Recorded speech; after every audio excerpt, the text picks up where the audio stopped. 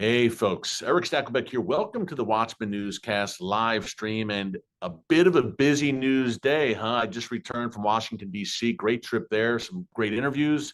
House Speaker Mike Johnson, Erick Trump, Congressman Byron Donalds, and the new Israeli ambassador to the U.S., Yakil Leiter. That's all coming up on the Stakelbeck Tonight Show on TBN. More than that in a minute. But the big story, of course, white smoke billowing from the Vatican today in Rome. We've got a new pope. He's the first ever American pope. He hails originally from Chicago. His name is Cardinal Robert Prevost, but he's taking the name Pope Leo the 14th. Now, a lot to unpack here. Who is he exactly, the new pope? And number two, why should you care? Some people might say, oh, why are we talking about the pope? This is an evangelical channel. Why are we talking about? Well, we have viewers from everywhere, every denomination, number one. And number two, this is a world story, folks. It's the story today. So we're going to cover it. This is current events and breaking news, though, from a biblical perspective. So we'll break down our perspective on what the new pope means, if it means anything from a prophetic perspective. But who is he? What does he stand for? And we don't know a whole lot yet, by the way. There's a lot of conflicting reports about where the new pope is ideologically. Who is he? What does he stand for? Why an American pope at this point in history, at this moment in history? So a lot to unpack. It's a fascinating story. Number two, India and Pakistan. And the mainstream media is largely ignoring this. Surprise, surprise. But that's why you're here with us on this channel. Look, India and Pakistan, two nuclear powers, nuclear neighbors, nuclear armed neighbors. India has 172 nuclear warheads at last count. Pakistan has 170. They are bitter, bitter rivals, of course. And they're on the brink right now, folks. They're both threatening nuclear war. We've been concerned about this for years. 1998, there was a major flare-up. And through the year where they were really getting close to an all-out conflict then. And then over the years, we've seen major dust-ups, especially over Kashmir, which is a hub for Pakistani-backed, key point there, Pakistani-backed, government-backed terror groups, Islamic terror groups. Look, Pakistani intelligence, the military, long-standing ties to al-Qaeda, the Taliban over the years. So this is nothing new, but really this escalated. It was April 26th, I believe, that horrific attack in Kashmir, 26 Indian tourists killed. And India is saying this was Pakistan. It's got Pakistan's fingerprints all over it. India responded strongly this week with missile strikes on Pakistani territory. Pakistan claims it shot down Indian fighter jets in return. These are nuclear powers, ladies and gentlemen, and they are on the brink right now. People better start paying attention. And we talk about the Iranian regime wielding nuclear weapons. Guess what? You could say Pakistan already has the Islamic bomb. Pakistan has 170 at last count. Again, nuclear warheads. And if you get the wrong kind of government in Pakistan, I'm talking an all-out radical Islamic dictatorship there, nuclear armed, then a nuclear Iran all of a sudden takes a back seat. And we know that Iran's driving for the bomb. So we're going to talk about that as well. But what a time right now. We've got Iran, obviously, hitting into the moment, or heading, I should say, into the moment of reckoning. And we have Gaza now, President Trump promising a major announcement on Gaza tomorrow. And President Trump visits the Middle East next week. He's going to be in Saudi, the UAE. Doesn't look like he's going to Israel, but he may. You never know. And there may be some major announcements there as well. And today, President Trump announced a major new trade deal with the UK. And when it comes to that, I've told people all along, be patient. It's not going to happen overnight. He's trying to reset in a good way, not the great reset, but a reset of trade in a good way. If you're an American like me, fair trade, imagine that. The United States has been taken advantage of for decades. He's setting that straight. A positive one today in that regard with the UK. But as you can just tell from that brief overview of about 7 different things that happened just today or are happening in the days to come, we live in prophetic times. These are Bible times. And your head's on a swivel right now, right? If you're like me, I do this for a living and we're following everything very, very closely. And it's tough to keep track sometimes, even for me and my team, because we're saying, wow, okay, that's happening. We need to mention that to our viewers because we know you come to us for such a time as this to get, again, current events, breaking news from an unapologetically biblical perspective. Be sure to subscribe, by the way, and click the notification bell so you get alerts every time a new video is posted. Follow us on X, Instagram, Facebook, across social media as well. Let's break down the Pope. Cardinal Robert Prevost, Leo the 14th is the name he took. He spoke today after the white smoke billowed out of the Vatican, and his first words were, "Peace be with you." Now, let's break down who he is. Number one, I've been initially very concerned, and we'll talk about the prophetic angle in a second. And you may have heard of Saint Malachi from Ireland and the prophecy of the popes. We'll break that down. And it's not a biblical prophecy, by the way, but it's a prophecy a lot of people have been pointing to with Pope Francis and now with Pope Leo, and if it's significant here. But he, born in Chicago, as I said, I was concerned this morning by reports I heard. Number one, that he was close to Pope Francis, who was an open borders globalist, who was not friendly to the United States, who I believe economically had a Marxist viewpoint, who muddied the water when it came to the LGBT and gender madness. I was not a fan of his, needless to say. And to hear that the new Pope may have been one of his guys, so to speak, was concerning to me. I was also concerned over the past 9 years or so on X, Twitter, that he retweeted and was liking certain posts that were very critical of President Trump, and also J.D. Vance recently, the vice president, especially on the issue of borders and open borders.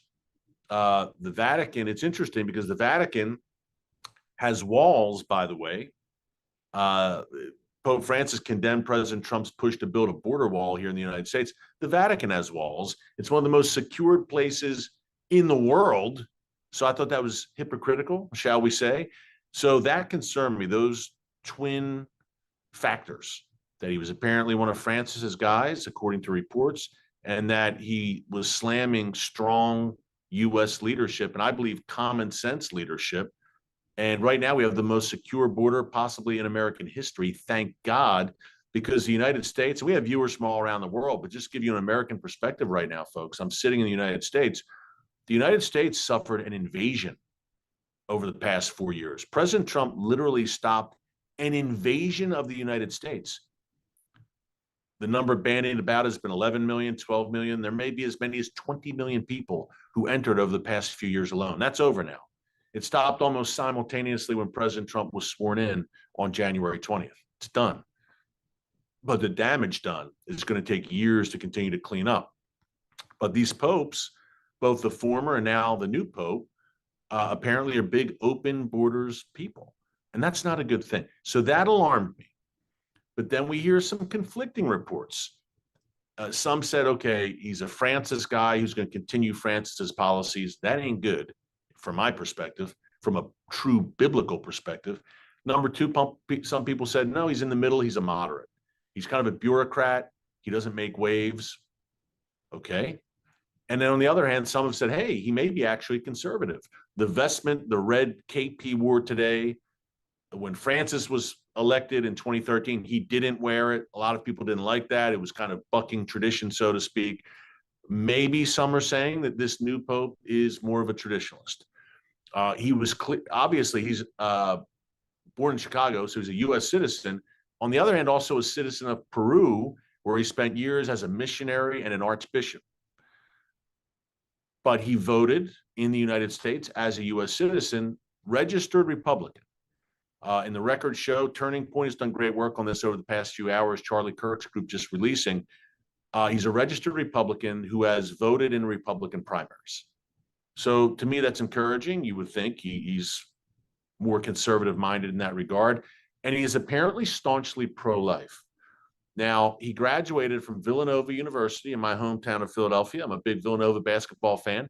In 1977, graduated from Villanova and apparently led a pro-life group there. He's known as a staunch pro-life activist. That's a good thing. So we're getting kind of mixed signals here, right?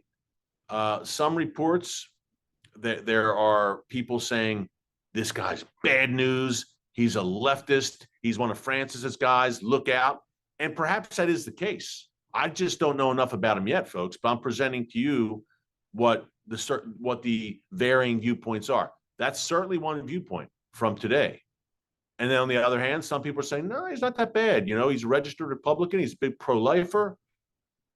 So we shall see. This is really an instance where we say, let's wait and see, because folks, I got to be honest. I don't know about you. I've been following the race to elect a new pope over the past 2+ weeks. This is the first time I've heard his name, Cardinal Robert Prevost. I saw about 6 or 7 choices that were at the top in terms of the most likely candidates. I didn't hear about him once. I didn't hear of any American candidates. Yet we have the first ever American pope now, if you're just joining us here. And again, today, to me, he came out of nowhere. But hey, comment here, and we'll get into Malachi in a second, the prophecy of the popes. Again, I know it's not a biblical prophecy, but it's just an interesting thing to discuss that a lot of people are showing interest now. It's hot news, so we'll talk about it here. But give me your thoughts. Were you surprised by this? Number one, I never even heard his name. And again, I'm not a close Vatican watcher when it comes to this in depth, but I did follow the last few weeks. I didn't hear his name at all. Apparently, Steve Bannon actually discussed him, though. Steve Bannon knew about him, former advisor to President Trump, host the Bannon War Room on Real America's Voice. But this was the first I heard of him. So, and he's an American. So what did you think when you heard this? And number two, the fact that he's an American, first ever American Pope, after the first ever Latin American Pope in the form of Pope Francis, the timing of that, to have an American Pope. Folks, what do you think? I think there's 2 schools of thought here, at least what I thought when I said, they elected an American. Okay. And by the way, the African choice, a lot of people were saying, his name escapes me right now. I apologize, but there was a strong, staunch, conservative papal candidate from Africa, and I'm disappointed. He was really an excellent choice, I thought, in terms of a conservative traditionalist who was against the gender madness, et cetera. His name escapes me right now. Someone will probably put it up on the comments, I'm sure. But okay, why an American Pope? I think one of 2 ways here we could interpret this. Number one, they want the powers that be at the Vatican an open borders proponent, if he is indeed, and he seems to be, Prevost, who's spoken against strong border security in the past, as we mentioned a few minutes ago. Do they want an open borders type to stand against Trump? And that would be a horrible thing, because Pope Francis waded into political matters when it came to President Trump, when it came to Israel, and he got very political from a left-wing perspective, by the way. Are they looking for this new Pope, Pope Leo XIV, to wade into politics and to be a big critic of President Trump and a critic like Pope Francis was of nationalism in Europe as well, the far right, the dreaded far right? He doesn't warn about the far left. He didn't warn about the far left, but the far right boogeyman, Francis loved to warn about, right? People who actually want a sovereign nation with strong borders and culture and traditional Judeo-Christian values, and to restore their civilization. Imagine that. That's a good thing. But he stood against that. Will the new Pope do that as well? Will he be as vocal against those very values? Judeo-Christian Western civilization, strong borders, culture, sovereignty. Is that why he was chosen? Did that factor in? Because President Trump right now is back on the world stage. America is certainly turning to the right and turning more and more conservative, including Generation Z, thank God. And I think we're seeing the stirrings of revival in the United States. So a lot of good things happening. So it could be that. Maybe they're saying, look, President Trump is kind of a colossus on the world stage. You saw the trade deal today with the UK, and every day it's something big's happening. Things are moving. And that's why I believe his life was spared in July in Butler, Pennsylvania, for this reason. God spared his life to do great things, I believe, for America. And hopefully there's ripple effects around the world. But in the meantime, is this Pope going to be kind of foiled to President Trump? Is that the thinking? Or is it just, you know what I just said? President Trump now is making America great again, reasserting American dominance on the world stage. And he's the biggest player in the world right now. On the world stage, President Trump is the man. we need a pope. This could have been the thinking inside the Vatican. We need a pope who can speak to President Trump. And maybe they're thinking, look, he's an American. He's from Chicago. He's a U.S. citizen. Obviously fluent English speaker. Maybe the Vatican's thinking, if President Trump's the guy, leads the most powerful nation in the world, and perhaps J.D. Vance is the guy in 2028, and America is strong again, and America is setting the tone for the world, then perhaps we should have an American who knows the country, knows their ways, and can communicate more clearly with the American president. That could have also been a factor. As to why an American pope now at this moment in history, because folks, again, we heard nothing about him over the past few days. I didn't. I'm not a Vatican expert, but just following it reasonably closely over the past week. First time I heard his name, Pope Leo XIV, Cardinal Robert Prevost from Chicago originally. Again, spent a lot of time in Peru, registered Republican who voted in Republican primaries, but also critical of President Trump and J.D. Vance on the borders issue, staunchly pro-life apparently, called a moderate, called close to Pope Francis. Some call him a traditionalist. It's all over the map. But this is what we have so far. It's kind of a fire hose, I know, of information coming at you, but just so you know who he is. And that prophecy of the popes. Okay, we got to get to this. He's a Catholic saint, Saint Malachi from Ireland, and my mom's family is from Ireland as well, Western Ireland, County Mayo, a beautiful place. And okay, Malachi in the 11th century, some have called it the prophecy of the popes. It was said to be written by I'm just reading this, printed out some info on it here that I don't want to misquote this because it's not Bible prophecy. Okay, clear point there. This is not biblical. So some watching will say, then Stakelbeck, we shouldn't even discuss it. I get it, but it's interesting. And it's worth mentioning in light of what's happening right now with the succession of the popes. It was said to be written by the Irish Saint Malachi in the 1100s after a visit to Rome. And a book was found in the Vatican's secret archives claiming that the next pope will be the last as the end of the world is fast approaching. The text itself lists 112 popes, from Celestine II in 1143 to the pope that will succeed Pope Francis, all of whom are described through a cryptic Latin phrase, each of them. And then in terms of the last pope, the phrase that Malachi used to describe him was, quote, in the final persecution of the Holy Roman Church, there will reign Peter the Roman, who will feed his flock amid many tribulations, after which the seven-hilled city, Rome, I presume, will be destroyed, and the dreadful judge, God Almighty, will judge the people. The end. Again, two things to remember here. Some people say Francis was 112th Pope, and the prophecy is kaput now. It's obsolete. Francis, because they say this Pope will be the 112th Pope, Malachi said, would be the last Pope. And again, he's not a biblical prophet. I'm not legitimizing it. It's just an interesting thing that I'm mentioning here that we can discuss in the chat. And timely, of course. Now, some have said over the past 24 hours, hey, wait a minute, Francis was the 112th. The prophecy, again, it's done. Others are saying, no, the prophecy meant the Pope after Francis. It's Pope Leo, who's the last Pope, who, according to Malachi, will, during a severe persecution of the Roman Church, will feed his flock amid many tribulations, and I presume Rome, seven-hilled city, that would be Rome, will be destroyed. What do you think?